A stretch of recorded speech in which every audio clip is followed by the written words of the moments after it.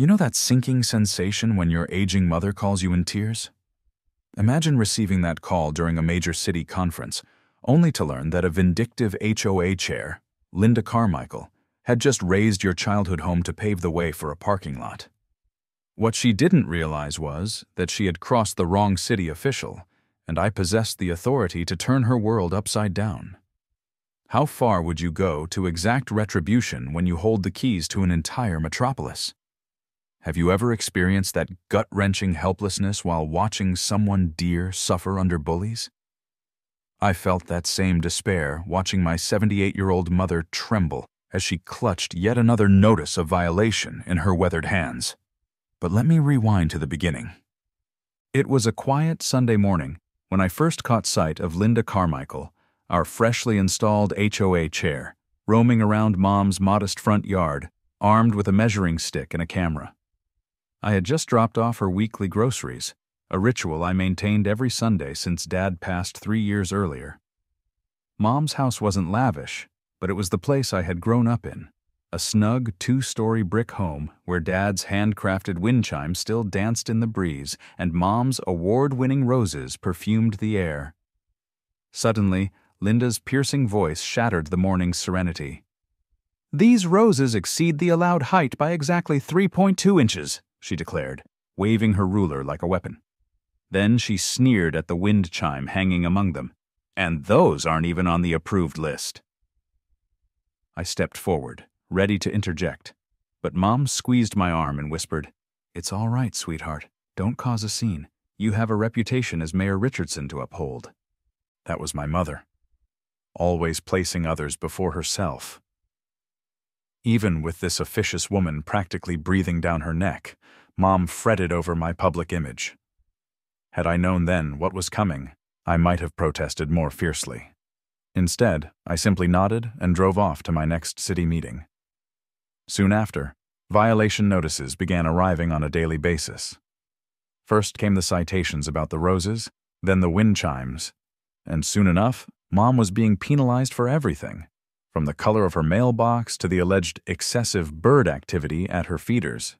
Each citation came with an ever-increasing fine. At the monthly HOA meeting, I attempted to reason with Linda. "These regulations didn't exist when your mother's home was built," I argued calmly, though my blood simmered. "She's lived here for 40 years. Linda merely smiled that insincere smile, adjusted her designer glasses, and said, "Rules are rules, Mayor Richardson. We can't make exceptions." The tone in her voice practically dared me to leverage my position to intervene. What truly pushed me over the edge, however, was finding Mom in tears one evening as she struggled to remove ceramic angels from her garden. Angels that Dad had placed long ago. Linda had declared them unauthorized structures. Mom's hands shook so badly she nearly dropped one, and Linda threatened to put a lien on the house if we didn't comply. I helped Mom inside and made her some tea while my mind raced. This wasn't just about unauthorized garden ornaments anymore. I had seen that predatory gleam in Linda's eyes, the way she kept harping on property values and neighborhood aesthetics. Something much more sinister was unfolding. That night, as I was leaving, I noticed a sleek car parked across the street. Through its tinted windows, I could see Linda engaged in conversation with someone. A glance at the car's emblem, Prestige Parking Solutions, set off alarm bells. My phone buzzed with a text from Megan Delgado, an old friend now serving on the city council. "Check your email. You need to see this." I opened the attachment and discovered a draft proposal for a new neighborhood improvement project. My heart nearly stopped when I saw the proposed location. It pinpointed exactly the spot where Mom's house stood. At that moment, Mom's voice rang out from the porch. "Don't forget your lunch container, honey," as she smiled, surrounded by her cherished roses, precisely in the location marked on the proposal's map. Driving home, my mind swirled with questions. Why was Linda really measuring the property lines? What was she scheming with Prestige Parking Solutions? And, most importantly, how far was she willing to go to get what she wanted? I gripped the steering wheel tighter as a plan began to form. Linda might have assumed that she controlled everything, but she'd overlooked one crucial fact. I hadn't spent the last 5 years as Mayor Richardson without learning how to fight back. The real challenge now was whether I could expose her elaborate scheme before it was too late. I will never forget the morning I saw Linda outside Mom's house again, this time snapping pictures with her tablet while speaking on her phone. My stomach dropped as I overheard her say, "Yes, this is the property I mentioned. It's perfect for our new development."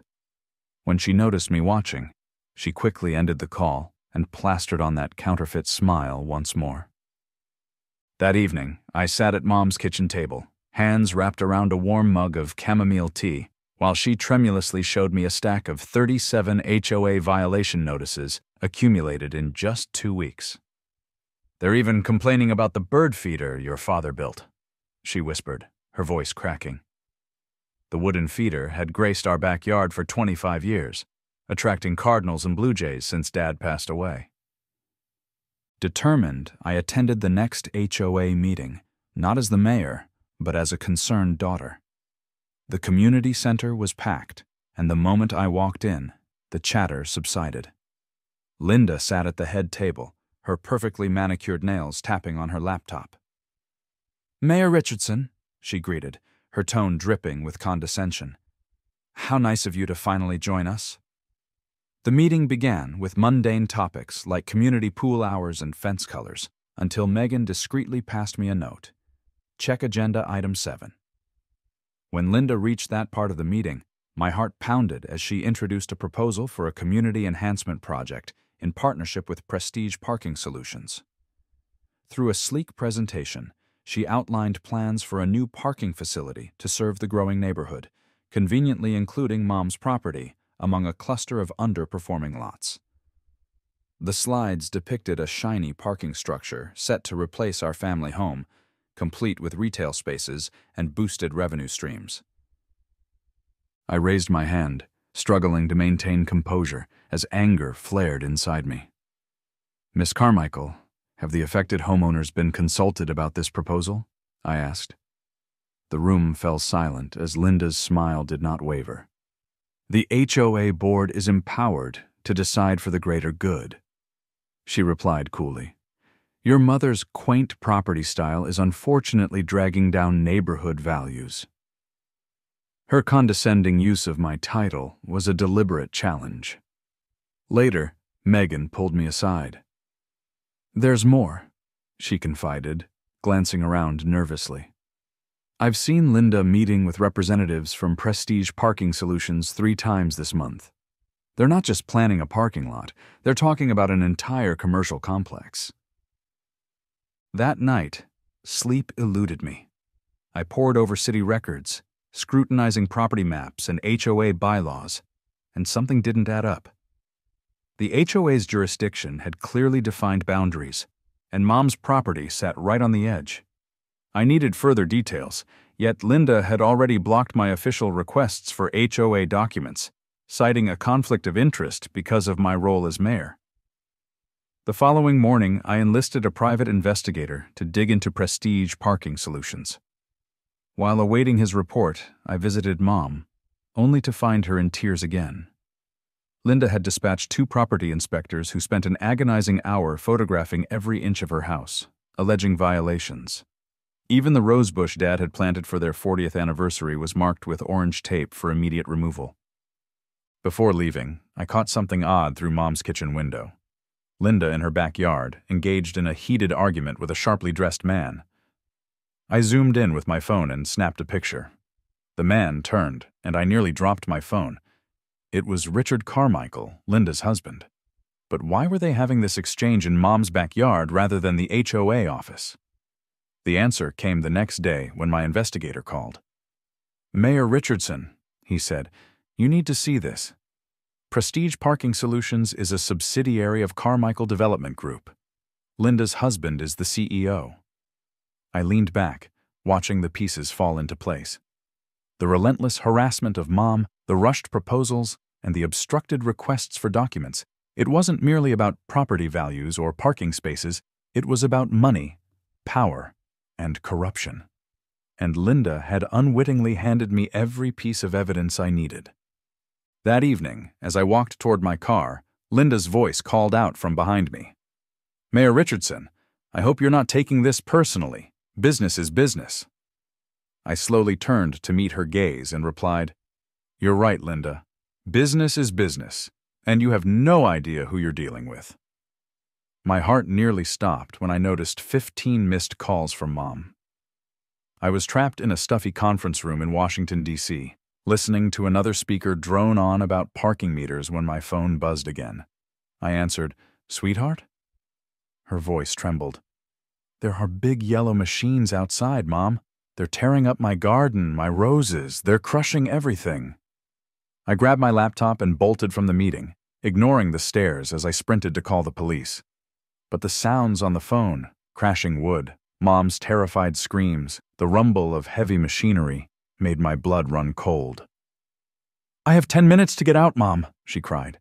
"Linda's here with men in suits. They're claiming there are structural problems and issuing emergency orders. They won't listen to me."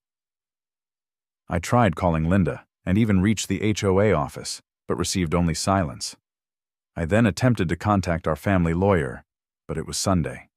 Every minute felt excruciating as I heard more destruction through the phone. "The police are here," Mom whispered, "but Linda is showing them papers. They're just standing there watching. Please, I don't know what to do." I felt utterly helpless, trapped thousands of miles away. "Get your medicine and photo albums now, Mom, and don't argue. Just do it," I instructed. At that moment, Megan finally picked up her phone. "I'm already here," she said, her voice tight with anger. "It's really bad. 3 bulldozers and a demolition crew. Linda is drinking champagne on her porch, as if she's watching a performance. Mom, get out now. They're not stopping."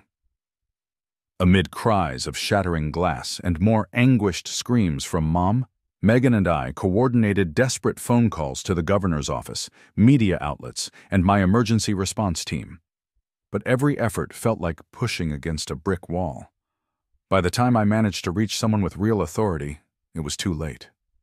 I watched, heartbroken, on Megan's live stream as the house where I'd grown up, where Dad taught me to ride a bike and Mom baked cookies every Sunday, was reduced to rubble in less than an hour. Linda stood there throughout, sipping champagne with a smug smile as she watched Mom sob in Megan's arms. Upon landing 6 hours later, I drove straight to Megan's place where Mom was staying. She appeared so fragile, clutching Dad's folded flag and her medicine bag. The only things she had managed to save were Dad's ceramic angels, her treasured recipe books, and a wedding album. I tried to halt the devastation, but she whispered, "You're the mayor." But Linda just laughed and said, "Not in this neighborhood." I held Mom as she wept herself to sleep that night, my mind racing with plans for retribution. Linda might have thought she had broken us, but she had sparked something far greater. Tomorrow, I would show her exactly what being Mayor Richardson meant. Before making my calls, I noticed something sticking out of Mom's pocket. A crumpled violation notice from the HOA with an incorrect date and a suspicious signature. I took out my phone and snapped several pictures. Perhaps Linda hadn't been as meticulous with her paperwork as she assumed, and maybe this error would unravel her entire scheme. Sitting in the dark while Mom slept, I made a solemn promise. Not only would I rebuild our home, but I would ensure that Linda and her corrupt HOA would never inflict such pain on another family. They believed they'd seen the last of us, but in reality, this was only the beginning. I barely slept that night, haunted by the image of Linda casually sipping champagne as Mom's home crumbled. Determined to get to the bottom of the demolition, I spent hours reviewing city property records on my laptop. Something about that demolition felt off. No HOA could move that quickly without proper permits.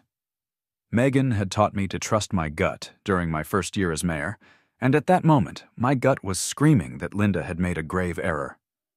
I called Megan without regard for the hour. "I need access to the old property maps," I insisted. Groggy but resolute, she arrived 20 minutes later with her laptop and a determined glint in her eye. We spread all the documents out on my kitchen table, while Mom slept in a nearby room. "Look at this," Megan whispered, pointing to a faded line on an antique survey map. The original property line placed Mom's front yard outside of HOA jurisdiction by exactly 3.5 feet. My heart raced as I asked, "And where did they begin the demolition?" Megan quickly pulled up photos taken right at the front steps. That wasn't all. As we dug deeper into the permit records, something even larger emerged. Prestige Parking Solutions wasn't just a random company. It was owned by Richard Carmichael, Linda's husband. His company had secured an exclusive contract for the demolition and subsequent parking lot construction worth millions. My phone buzzed with a text from Mike Reynolds, an old college roommate now working at a local news station. "Check your email," it read. I opened the video he had sent, and there it was. Security footage from last week capturing Linda and her husband meeting with the demolition company outside the community center, discreetly exchanging envelopes in the early morning light. By then, the puzzle was complete. Linda hadn't merely bulldozed Mom's home. She had orchestrated an intricate scam involving fake violation notices, an emergency demolition order, and a lucrative parking lot contract, all designed to line her own pockets. Her greed had made her careless, leaving behind a trail of evidence that even an inexperienced lawyer could follow. That very morning, I made Mom her favorite breakfast, blueberry pancakes with extra syrup, and urged her to trust me. I then convened an emergency meeting with the city's legal team. They were both shocked and eager, recognizing this case as one that could set a powerful precedent. By noon, we had a solid strategy. I strode into the HOA office as calm as I could muster and asked for the demolition permits. Linda's assistant stuttered something about the permits still being processed. I smiled inwardly, recalling Dad's old advice: keep your friends close and your evidence closer. At that moment, Linda entered with her trademark smirk. "Mayor Richardson, what a surprise. Embracing progress," she said, gesturing vaguely toward the rubble visible through her office window. I watched her face closely as I placed a single photograph on her desk, a screenshot from the security footage capturing her clandestine parking lot deal. Her smirk evaporated faster than a snowman in July. "Where did you get that?" she demanded, reaching for the photo. I held it back, adding more items to the growing pile of evidence: property maps, permit records, violation notices, and contract documents. "You know, Linda," I said evenly, "my father always said the best revenge is serving justice with a side of karma." The color drained from her face as she realized the gravity of what I had uncovered. Before she could reach for her phone to call her husband, I was already heading for the door. "Oh, and Linda," I added over my shoulder, "tonight's HOA meeting is going to be very interesting. You might want to bring your lawyer." I could hear her frantically dialing numbers as I left, but it was too late. The evidence was already filed with the district attorney, with copies sent to every member of the HOA board. Mom's roses might have been destroyed, but justice was about to bloom in their place. I glanced at my watch. 6 hours until the next HOA meeting. 6 hours until Linda learned what happens when you mess with the wrong mayor's mother. This time, I vowed every single neighbor would be there to witness her downfall. That morning, I entered City Hall with a heavy briefcase and an even heavier heart. The emergency meeting I called was no longer just about Mom's home. It was about every family that Linda and her cronies had bullied over the years. My hands trembled, but my voice remained steady as I addressed the packed council chamber, flanked by news cameras with their red lights blinking like warning beacons. Linda sat in the front row in her designer suit, and that insincere smile she always wore when she thought she was winning. She even waved at me last week. "Many of you witnessed the bulldozers tearing down my mother's home, a home of 40 years, I began. The HOA claimed it was an emergency demolition for safety reasons." I paused, letting the silence underscore my next words. Today, I will show you what really happened. The first slide clicked onto the screen behind me, an aged property map from 1975 displaying the original neighborhood layout. Megan Delgado began handing out copies to everyone in the room. "Notice these boundary lines," I said, pointing to the map. "The HOA's jurisdiction ends exactly 3.5 feet before where the demolition started. Every inch of that demolition was illegal." Murmurs rippled through the crowd. Linda's husband shifted uncomfortably in his seat, and I wasn't finished. "Now, let's discuss Prestige Parking Solutions." I advanced to the next slide, displaying company registration documents. "This company is owned by none other than Richard Carmichael, Linda's husband." Linda's face drained of color in an instant, as other board members began whispering amongst themselves, some even edging away. "And now," I continued, my voice growing stronger, "I present a stack of violation notices, hundreds, collected from neighbors over the years. Every single one of these violations preceded pressure to sell their homes, only for those properties to later be acquired through shell companies." The room erupted with angry murmurs.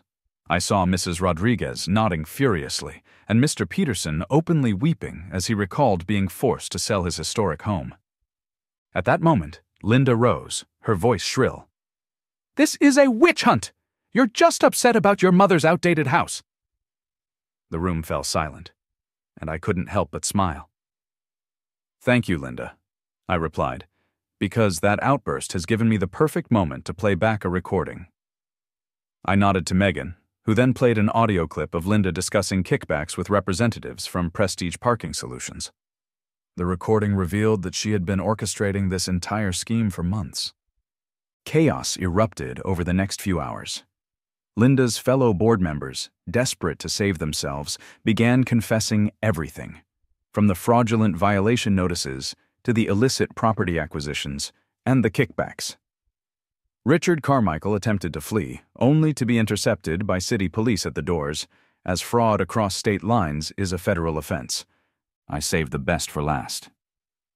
"As mayor of this city, I am now invoking Emergency Order 47B, I announced, my voice firm, freezing all HOA assets pending a thorough investigation. I'm also establishing a victim compensation fund from those assets." The vote was unanimous. Linda was escorted out in handcuffs, still shouting about her rights, while her husband scrambled to call his lawyer. The other board members looked as though they had seen ghosts. The real emotional moment came afterward, when Mom entered the room with a box of salvaged photos. The entire assembly stood as she hugged me tightly and whispered, "You did good, baby. You did good." Reporters swarmed around us, and when someone asked if I was concerned about retaliation, I looked directly into the cameras and declared, "In this city, we take care of our own. If anyone thinks they can bully their way through our neighborhoods again, they'd better remember this day. Remember what happens when you mess with the wrong mayor's mother." The headlines the following day screamed, "Mayor dismantles corrupt HOA empire." But for me, the real victory was simpler. Mom slept through the night for the first time since losing her home, and Linda's reign of terror was finally over. Our work in rebuilding the community had only just begun. I almost dropped my coffee mug when Mom called at dawn, voice trembling, "Sweetheart, you need to see this." I rushed over to find Linda standing at the edge of the new property line, fuming as a construction crew tore up what remained of her parking lot project. The look on her face made every sleepless night worthwhile. Over the past year, we had pieced together a case that exposed not only the demolition of my mother's home, but also a series of similar schemes in other neighborhoods. It turned out Linda had been using her husband's connections to force elderly residents out of their homes in 3 different areas, prompting an FBI investigation after tracing the money through offshore accounts. I still recall the day we broke ground on Mom's new house. The entire neighborhood showed up with shovels and smiles, even Mrs. Rodriguez, who rarely left her home. Megan organized a potluck, and someone launched a GoFundMe to help all the families Linda had harmed. The local news couldn't get enough of the story. Corrupt HOA meets its match, and Mayor's mom becomes the voice of the community. The new house was constructed with care. Mom insisted on retaining the layout of her old home, but I secretly added upgrades: wider doorways for her walker, a first-floor master bedroom, and a state-of-the-art security system. The garden was doubled in size and dedicated to Dad's favorite flowers. Every morning, Mom now sits in the sunlit porch of her new home, sipping tea as she watches her roses climb higher than Linda's measurer ever could. At last week's housewarming party, little Tommy from next door asked why there were so many tears of joy among us. I told him, sometimes justice takes time, but it's always worth fighting for. The community garden, built on the site where Linda's parking lot was meant to be, now overflows with vegetables and flowers, managed by residents who truly care about one another. We even named it the Richardson Memorial Garden, in honor of my father, whose legacy of kindness and community spirit lives on. Remarkably, some of the former HOA board members have come forward to volunteer at our monthly neighborhood cleanups, admitting their past wrongs. As I sit here in Mom's new kitchen, watching her bake cookies for the neighborhood kids while humming Dad's favorite tune, I can't help but reflect on how close we came to losing everything. Sometimes, the darkest moments pave the way for the brightest changes. A framed newspaper article on Mom's wall reads, "Local mayor transforms personal tragedy into community triumph." Today, I'm set to attend a national conference of mayors to share our story and help other cities protect their residents from HOA abuses. Mom insists on accompanying me, declaring her new mission to be the voice for those too scared to speak up. Looking at her now, arranging cookies on a plate and planning her speech, I see the same resilience that carried us through the past year. You know, Linda might have torn down our old house, but in the process, she helped us build something far stronger, a genuine community. Please note, the information in this video is for informational and entertainment purposes only. I encourage everyone to conduct their own research and consult trusted sources for the most accurate details. HOA rules and laws differ by state and community, so always consult a qualified attorney or expert for guidance.